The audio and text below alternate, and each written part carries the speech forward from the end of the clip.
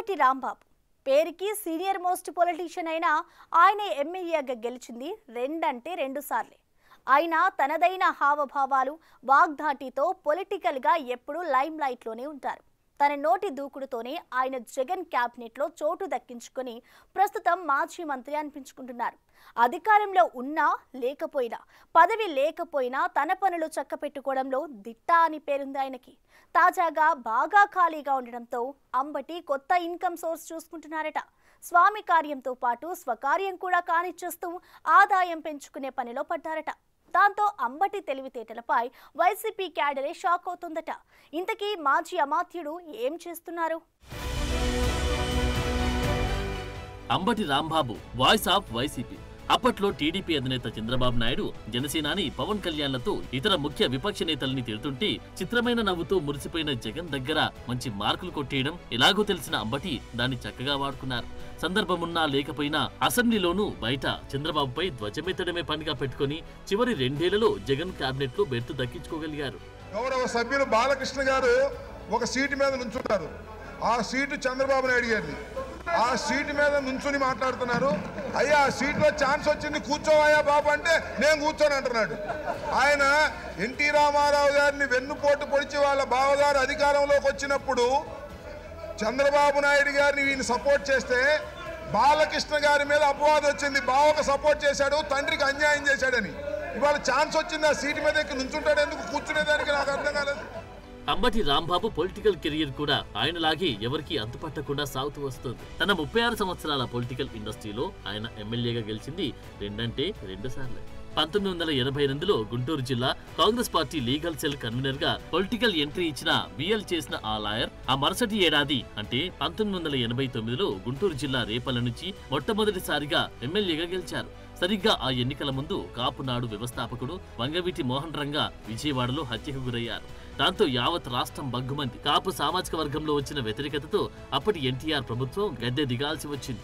కాపు సామాజిక వర్గం గణనీయంగా ఉండే రేపల్లె సెగ్మెంట్ లో అదే వర్గానికి చెందిన అంబటి రాంబాబుకు జాక్పాట్ తగిలి ఎమ్మెల్యే అయ్యారు. అది మొదలు తిరిగి 30 ఏళ్ల తర్వాత కానీ ఆయన తిరిగి ఎమ్మెల్యే అవలేకపోయారు.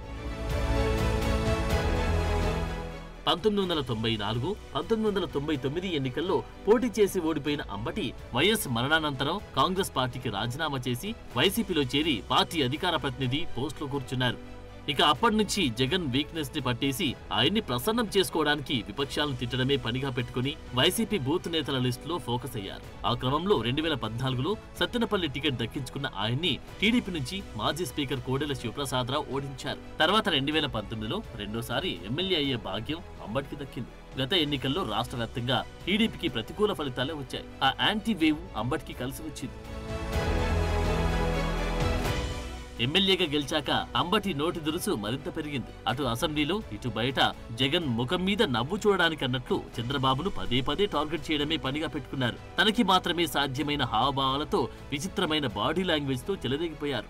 అంబటి వాక్చాతుర్యం తెగనచ్చేసిన జగన్ ఆయనకు 2022లో మంత్రి పదవి కూడా కట్టబెట్టేశారు. ఏకంగా జలవనరుల శాఖ కేటాయించారు. టీడీపీ హయాంలో 72% పూర్తయిన పోలవరం ప్రాజెక్టును జలవనరుల శాఖ మంత్రిగా పూర్తి చేయించలేకపోయిన అంబటి రాంబాబు ఆ ప్రాజెక్ట్ డ్యామేజ్ అవుతున్నా ఏం చేయలేకపోయారు. ఇప్పుడు సరిగ్గా సీన్ రివర్స్ అయింది. 11 సీట్లతో వైసీపీ సరిపెట్టుకోవాల్సి వచ్చింది. అచ్చెన్నాయుడిని కూడా ఓడిస్తామని అసెంబ్లీలో ప్రగల్భాలు పలికిన అంబటి సత్తెనపల్లిలో అడ్రస్ లేకుండా పోయారు. ఆయన అప్పుడు అసెంబ్లీలో మాట్లాడిన వీడియో ఇప్పటికీ వైరల్ అవుతూ ఆయన్ని వెక్కిరిస్తుంది. అసలు మిర్చి రైతుల గురించి పట్టించుకున్నటువంటి సందర్భమే లేదు. ఇప్పుడు మిర్చి రైతుల గురించి మాట్లాడటం మొదలెట్టారు. సంతోషం. కనీసం జగన్మోహన్ రెడ్డి గారు గుర్తు చేశారు కాబట్టి మిర్చి రైతుల గురించి మీరు మాట్లాడడానికి ప్రయత్నం చేస్తున్నారు. సంతోషం.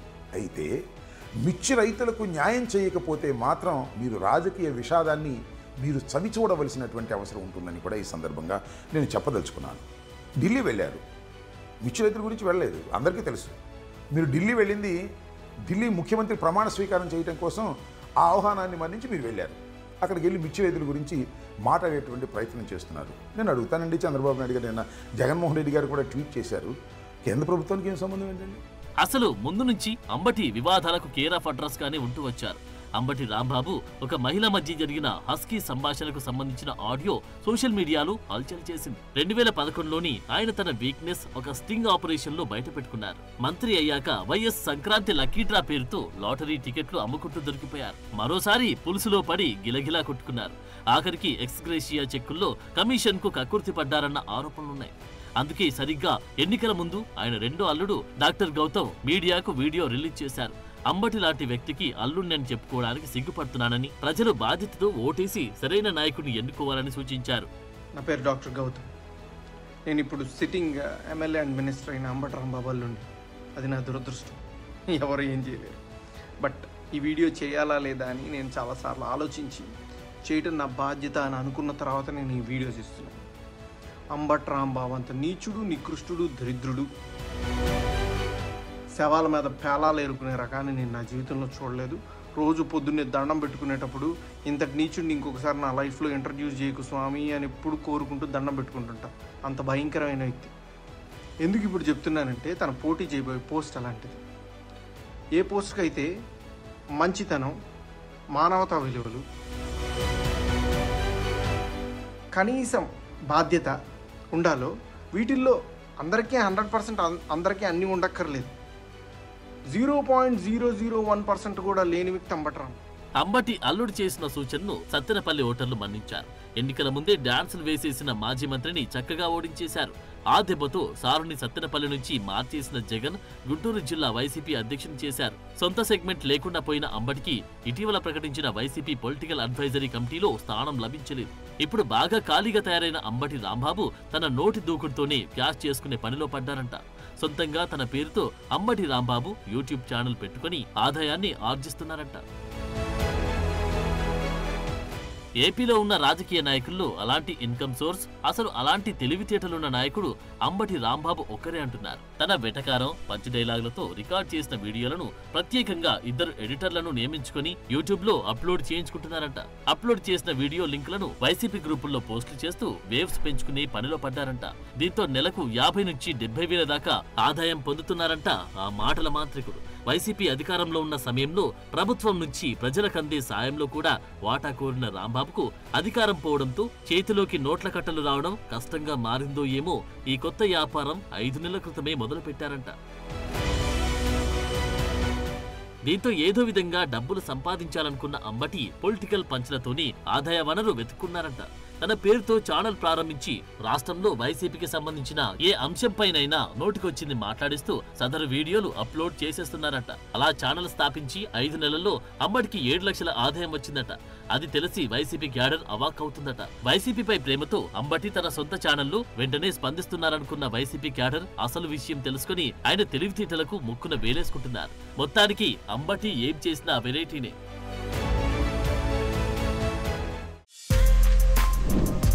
For more videos like this, subscribe Big TV channel.